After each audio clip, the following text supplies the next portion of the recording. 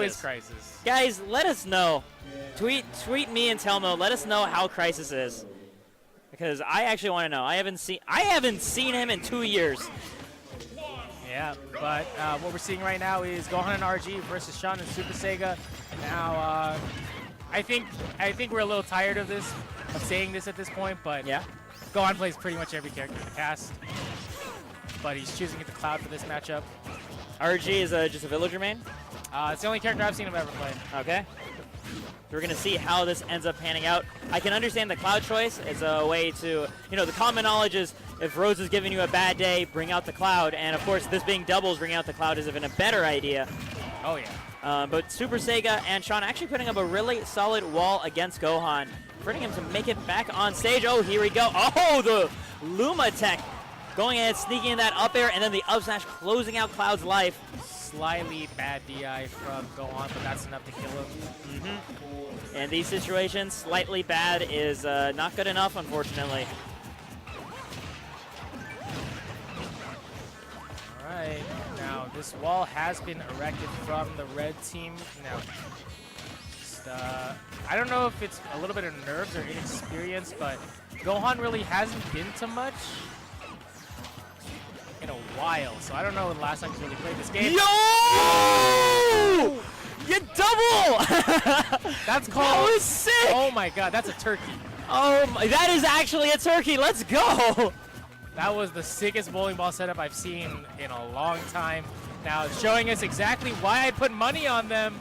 But Villager losing his first stock. That being said, that was just enough to even the score, right? Because Red Team was dominating the early part of that game. But if Blue Team can keep finding successful setups like that, they might be in for a very explosive bracket run. And is this winners or losers? This is looking like winners for sure. Winners? Yeah, this has to be winners. But there's no one took out Sean and Sega. I know that. Not yet. What a great Foxtrot to set up that limit cross slash, and he's going to be able to recover off that. Oh my goodness, yeah. Okay, this is one of Gohan's greatest strengths, is his technical ability and spacing. Yeah. He's very good at getting those setups. He labs his game so much, he's able to pretty much convert off anything. See right there, he got the down tilt, and the up air is going to kill Super Sega. Super Sega on his last stock, and now suddenly Blue Team has the lead. Yeah, wow, they managed to take 2 stocks again without losing either of their stocks. I can definitely see why. Like, these guys were a doubles terror like over a year ago, and it's coming through clear here. And that's kind of the danger in this Arcadian is, like, yeah, you have the ability to see unranked players with ranked players and stuff, but there are these teams that meet the Arcadian requirements that are also static teams. Yes. And going up against them, even if you do have a single PR player and, like, ooh, I think Super Sega just killed himself. He was just like, okay, I'm not going to take 4 stocks from these guys in a 2v1 situation. That's going to be really rough. Just wanted to move on. Because if you're in such a bad situation for too long, that just makes your mood even worse.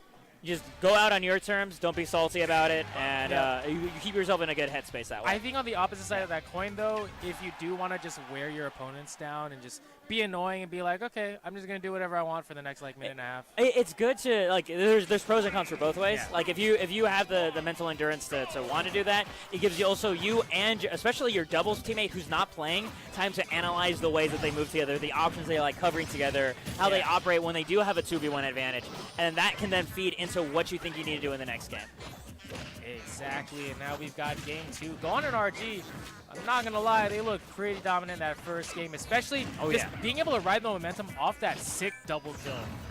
I was very, very impressed with how quickly they brought it all together, because at first, Sean and Sega were doing what they did to everyone else. Like, they just have such an overwhelming start because they're both 2 strong players that, Sean, of course, is a doubles fiend. I'm actually not familiar whether Sega ever plays doubles. Sega, though, is being edgeguarded right now.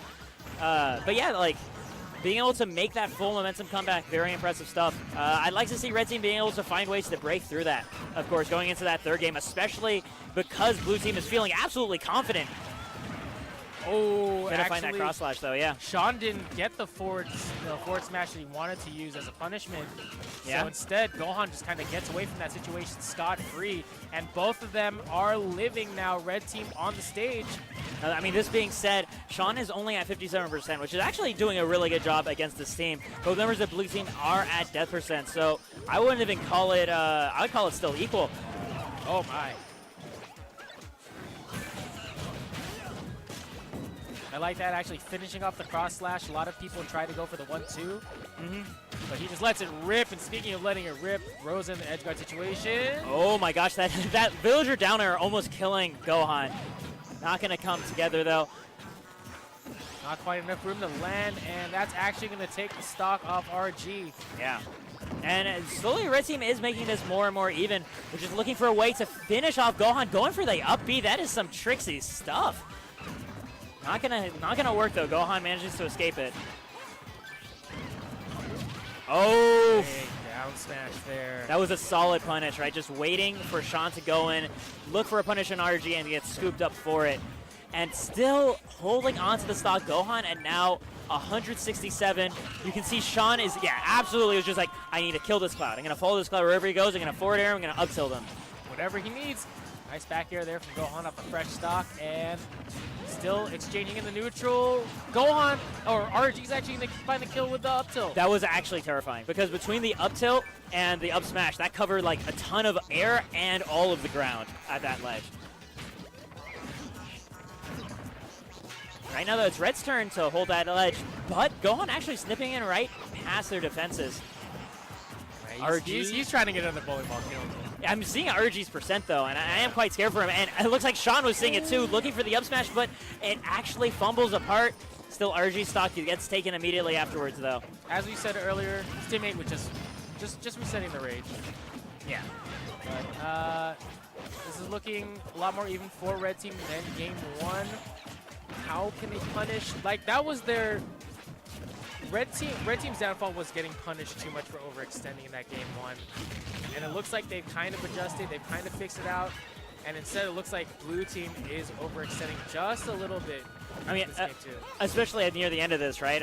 Where they've both been like punished again for overextending. We're seeing a lot of patience now by Red Team in terms of the way that they're extending. They recognize, okay, Gohan knows what he's doing with Cloud. If we press buttons in neutral and we don't connect, we're gonna almost die. Yeah.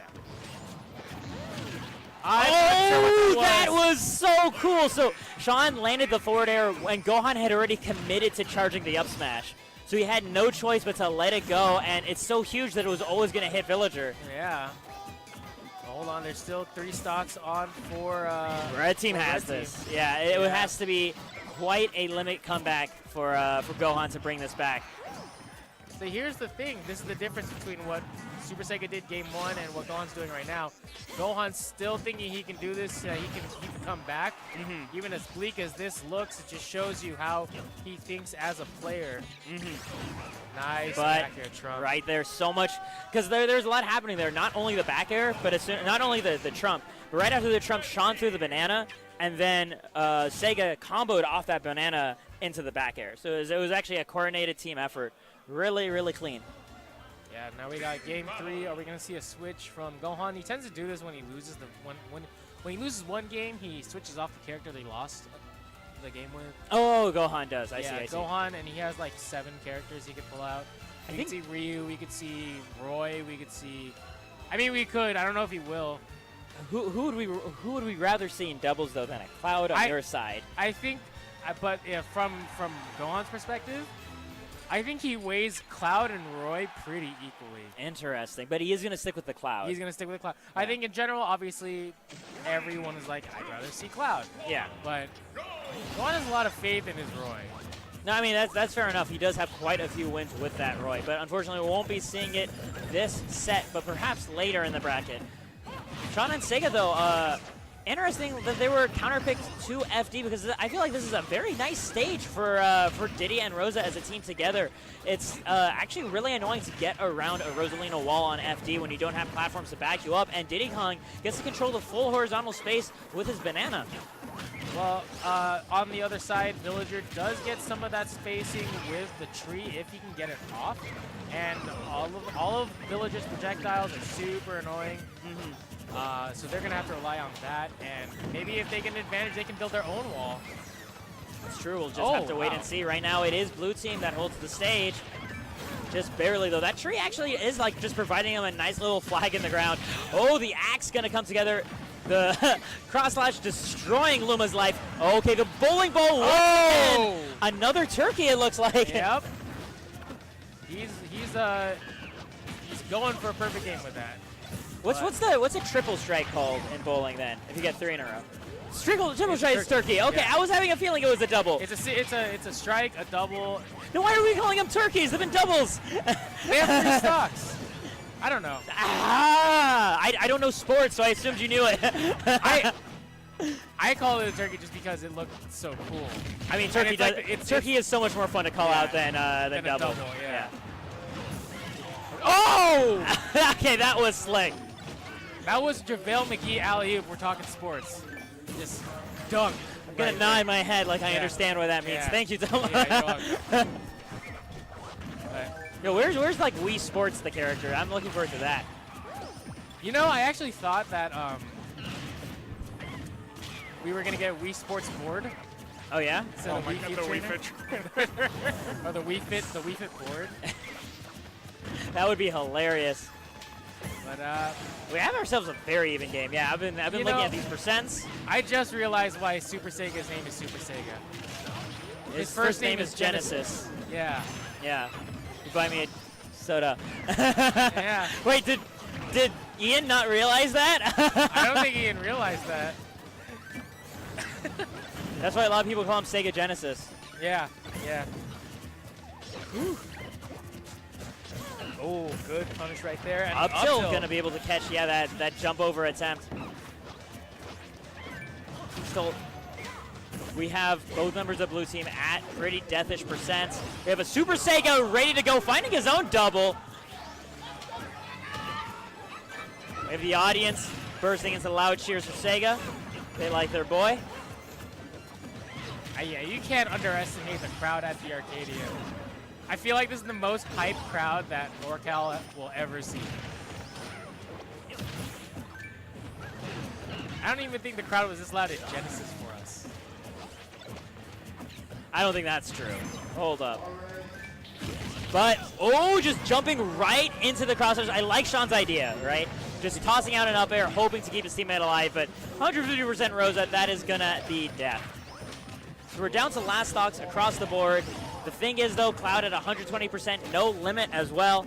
Gonna have to mix up his landing, makes it down on time. Not even gonna have time to charge up limit because he needs to make sure to maintain pressure on red team. It's just gonna make things even harder. Oh, almost getting that pivot grab. This is gonna have to be very, very... Oh, the Rosa up smash actually interrupting Diddy's up smash. Limit on deck. Oh, no. Okay. No team kill right there. Diddy at 107%. They're going to want to kill one of the members of the red team somehow. Dash attack going to get punished, but RG saving his teammate. Oh, no. Okay, catching Sean sleeping at the ledge and knowing, hey, you know what? Limit Blade Beam is going to pick up your hands. And there we go. Back throw into, there we go. Getting a little bit of damage and being forced to be in that situation. Down throw and just waiting because they recognize Luma's right there. RG getting another opportunity and